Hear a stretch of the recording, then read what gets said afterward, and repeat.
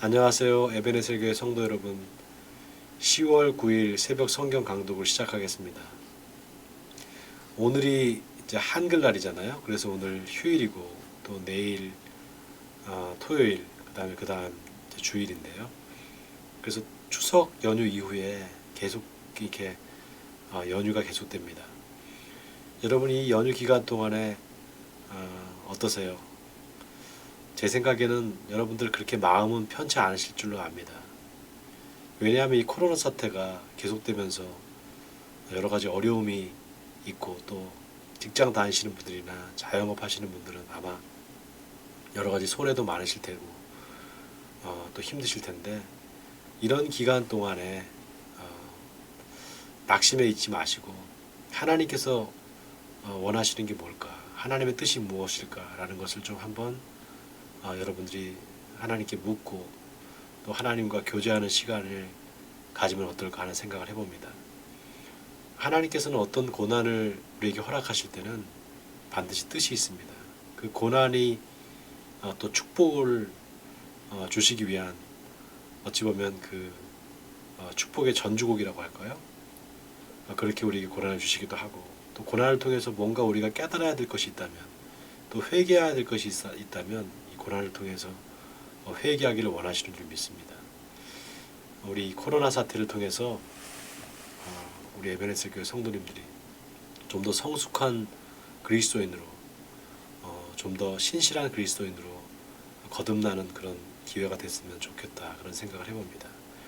자, 오늘 이사야서 11장인데요. 이사야서 11장은 굉장히 중요한 내용을 갖고 있습니다. 바로 하나님께서 다윗의 후손으로 예수 그리스도 메시아를 보내주시겠다는 약속을 하는 내용이 담겨 있는데요. 11장 1절에 보면 우리가 잘 알고 있는 구절이 나오죠. 이새의 줄기에서 한 싹이 나며 그 뿌리에서 한 가지가 나서 결실할 것이요 그의 위에 여호와의 영 곧 지혜와 총명의 영이요 모략과 재능의 영이요 지식과 여호와를 경외하는 영이 강림하시리니 그가 여호와를 경외함으로 즐거움을 삼을 것이며 그의 눈에 보이는 대로 심판하지 아니하며 그의 귀에 들리는 대로 판단하지 아니하며 공의로 가난한 자를 심판하며 정직으로 세상에 겸손한 자를 판단할 것이며 그의 입에 막대기로 세상을 치며 그의 입술의 기운으로 악인을 죽일 것이며 공의로 그의 허리띠를 삼으며 성실로 그의 몸의 띠를 삼으리라. 여러분, 하나님께서 자기 아들 독생자 예수 그리스도를 이 땅에 보내주실 때 하나님께서 자기 아들을 보내신 것은 세상을 심판함이 아니요 세상을 구원하기 위함이다라고 요한복음에 보면 요한 사도가 이야기를 하고 있습니다. 여러분, 하나님께서 우리가 하나님을 공의의 하나님 또 사랑의 하나님이라고 말하잖아요. 근데 그 공의와 사랑이 절대 분리되는 것이 아니라 정확하게 하나다 이렇게 말씀드렸습니다. 하나님은 언제나 공의로운 하나님이시고 또 하나님은 그 공의를 통해서 하나님의 사랑을 드러내십니다.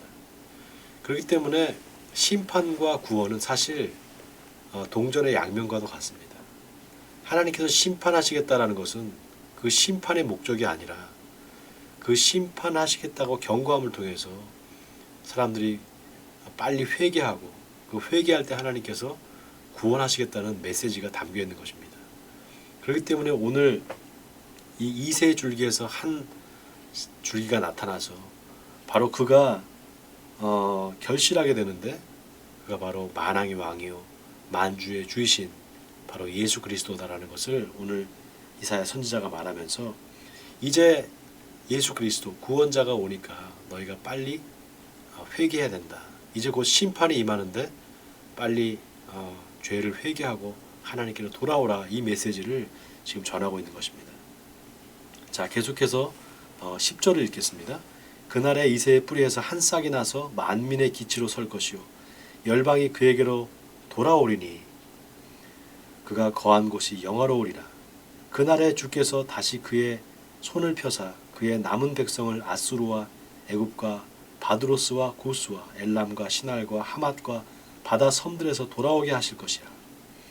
여호와께서 열방을 향하여 기치를 세우시고 이스라엘의 쫓긴 자들을 모으시며 땅 사방에서 유다의 흩은 자들을 모으시리니 에브라임의 질투는 없어지고 유다를 괴롭게 하던 자들은 끊어지며 에브라임은 유다를 질투하지 아니하며 유다는 에브라임을 괴롭게 하지 아니할 것이요 그들이 서쪽으로 블레셋 사람들의 어깨에 날아 앉고 함께 동방 백성을 노략하며 에돔과 모압에 손을 대며 암몬 자손을 자기에게 복종시키리라. 여호와께서 애굽 하만을 말리시고 그의 손을 유브라데 하수 위에 흔들어 뜨거운 바람을 일으켜 그 하수를 쳐 7갈래로 나누어 신을 신고 건너가게 하실 것이라. 그의 남은 백성 곧 아술에서 남은 자들을 위하여 큰 길이 있게 하시되 이스라엘의 애굽 땅에서 나오던 날과 같게 하시리라. 여러분, 하나님께서는 심판을 선포하시고 그 심판에 하나님의 그 경고를 받아들이고 회개한 백성들, 다시 말해서 남은 자들을 다시 하나님께로 돌아오게 하신다 이렇게 말하고 있습니다. 여러분, 하나님의 심판은 양면성이 있습니다. 하나님의 백성들한테는 그 하나님의 심판은요, 회개할 수 있는 기회가 됩니다.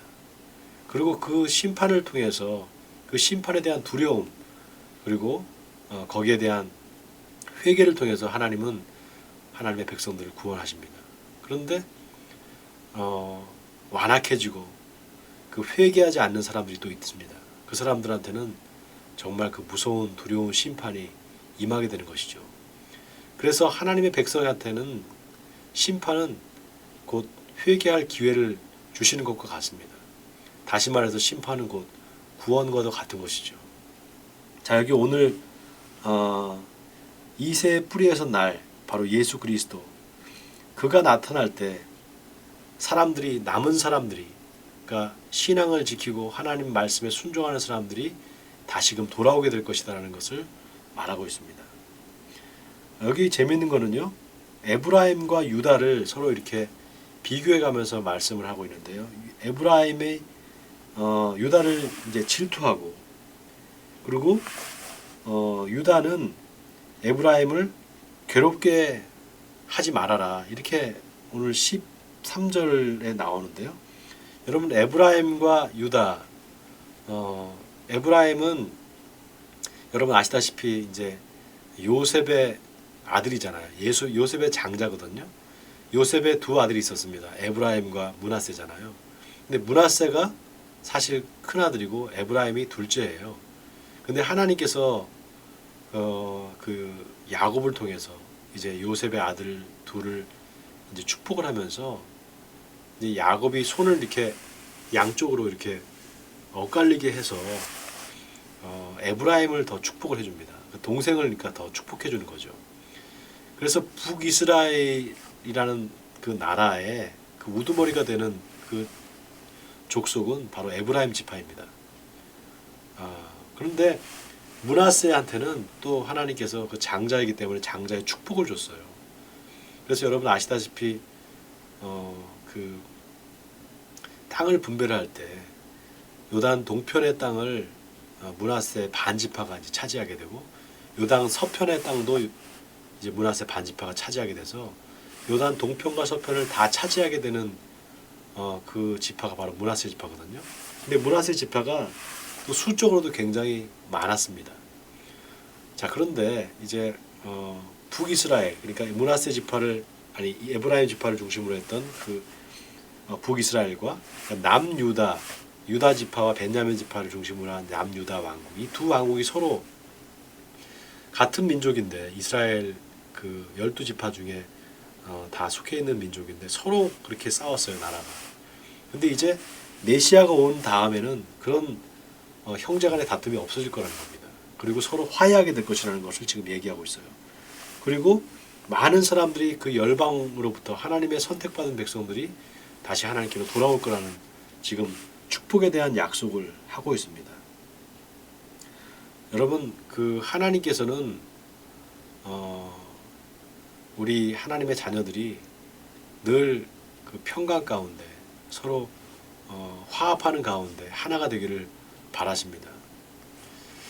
참 안타까운 것은 지금 우리나라가 남북이 서로 갈라져서 분단된 그런 상황에 있잖아요.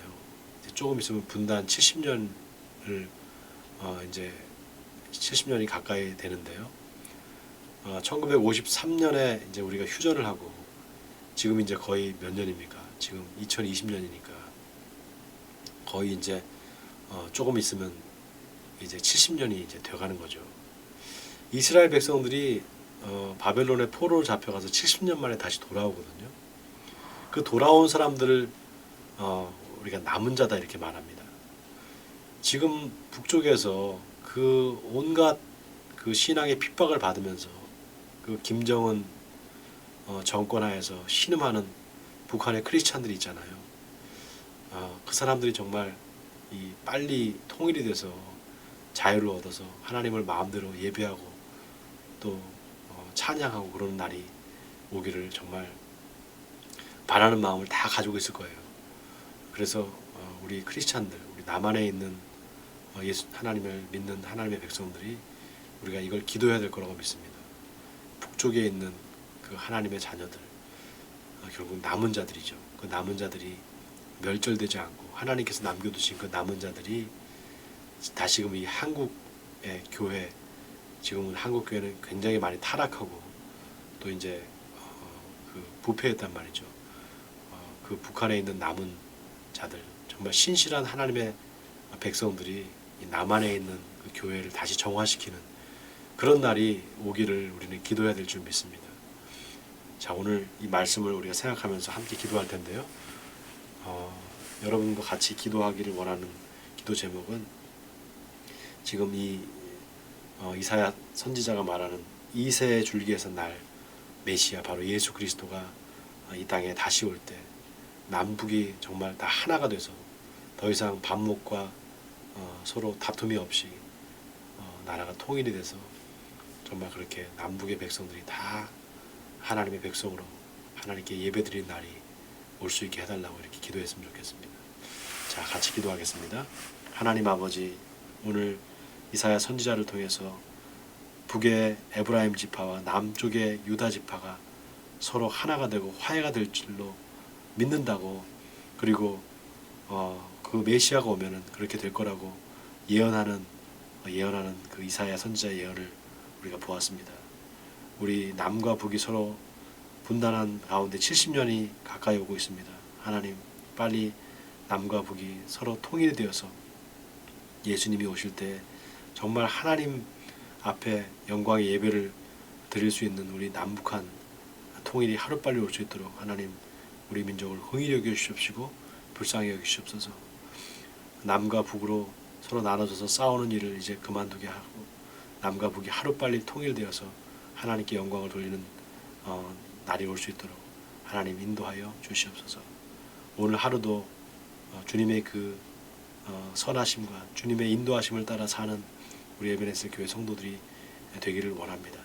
주여, 오늘 삶도 하나님께서 저희들을 통해서 영광 받아 주시옵시고 오늘 우리의 삶이 하나님이 기뻐하시는 산 제사가 되게 하여 주시옵소서. 이 모든 말씀 우리 주 예수 그리스도의 이름으로 기도하옵나이다. 아멘. 여러분, 오늘 하루도 승리하신 하루 되시기를 바랍니다. 감사합니다.